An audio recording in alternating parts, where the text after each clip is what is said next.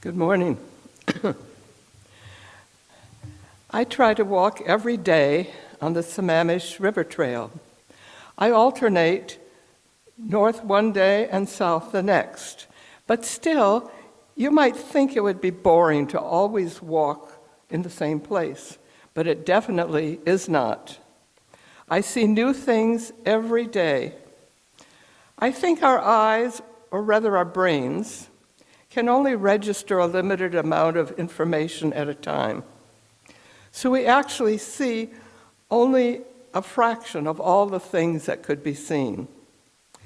Many of the people I see on the trail are talking to each other, and I don't think they see much of anything. Others have earbuds in their ears, and their eyes are kind of glazed over. Or they're running, and their attention is on their bodies and the path right in front of them.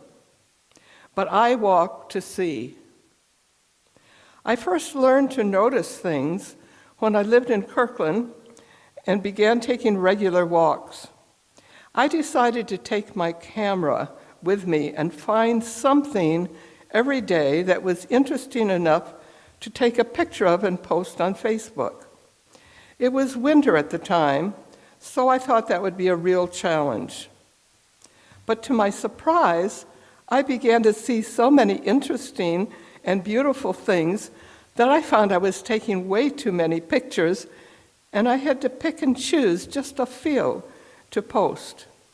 I saw so many things that I had never seen before, even though I had walked the same way many times.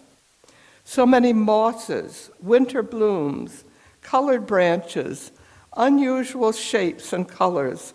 I was just amazed. Just having the intention to take a picture sharpened my focus. I began to feel that I had hungry eyes, hungry for beauty. And that is what motivated me to walk every day. I've been walking on this river trail now for about 3 years. The first year, I don't think I saw much detail, just general features. The river, lush foliage, changing landscape. I was busy avoiding the bicyclists, watching where I was going and how far I should go, where to turn around, how much further to get back. And I noticed all the different people and things that I shared the path with. In addition to the regulars, joggers, dog walkers, baby pushers, some were on inline skates, electric or foot-powered scooters, recumbent bikes, even cross-country skis on wheels, and recently an increasing number of electric one-wheel things. I don't even know what they're called, but they are just lovely to watch. The second year, I got very involved in watching the wildlife. It seemed like every time I walked, the heron would appear right in front of me. I loved taking pictures of him because he always stood so still. I watched for him and always noticed him. Then I began noticing the social behavior of the geese and the mallards. And then suddenly I became aware of the diving birds.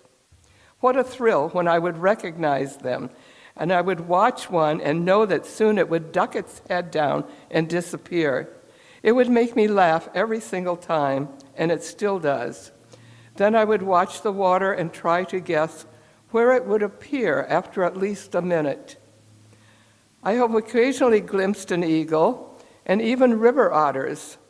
I know there are beaver too, but I haven't seen them yet. This year I have become focused on the trees. I began noticing individual trees when it was winter and their unique shapes and patterns stood out against the sky. Without leaves, they looked magnificent. And they seemed to have such character that I began to name some of them. And I would look for them each day and greet them silently as I passed by. I still take pictures every day, and I wanted to keep track of them so I could compare them at different seasons of the year and be able to recognize them. but I didn't know what kind they were. I was eagerly waiting for spring to come so I could see their leaves, what their leaves would look like, so I could identify them. But instead of leaves, I began seeing all sorts of things that I had never noticed before. All sorts of catkins, samaras, and cones. I take pictures of what I see and then search Google to try to find out what is happening. I never knew that all trees flower in some way, not just those that I consider flowering trees. There are female flowers and male flowers, and some have both male and female parts. Some trees have both on the same tree, but some have separate male and female trees. Wow, I am learning so much. And each day I'm eager to get back and see if anything has changed. Sometimes it seems that the more I learn, the more confused I get. But I've learned to recognize a few trees at this early stage. The first one I became aware of was the red alder. I don't remember ever knowing anything about alder trees, but once someone recognized a picture I posted on Facebook and told me what it was, so I looked it up and found it is very distinctive in March. It's loaded with long, dangling catkins and little clusters, usually 3, of brown woody cones. There's no way you could mistake them once you've seen them. The second one was the big leaf maple. Last fall, I took pictures of some huge brown maple leaves, and someone commented about the big leaf maple. I thought, yes, it is a big leaf, but I didn't understand that it is a particular kind of tree that is indigenous to just this area. When I saw these big buds develop, and then they burst open and the large yellow flower tumbled out, I recognized it from the pictures. It is astounding that I have never seen these things before, because they are very dramatic.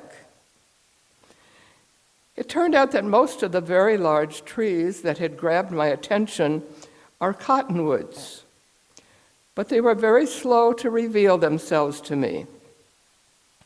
I did see the cotton in past years. Who could miss that? Then I saw scads of catkins under some of them, but not others. I know there are male and female trees, but I haven't really figured them out yet. They are so tall that I can't see well what is going on way up there. And the individual trees vary in their timing, which makes it difficult. I am impatient for them to reveal their secrets to me, but they want to teach me patience. Mostly, it is continuing to keep me eager to get out and walk. There is so much more to learn.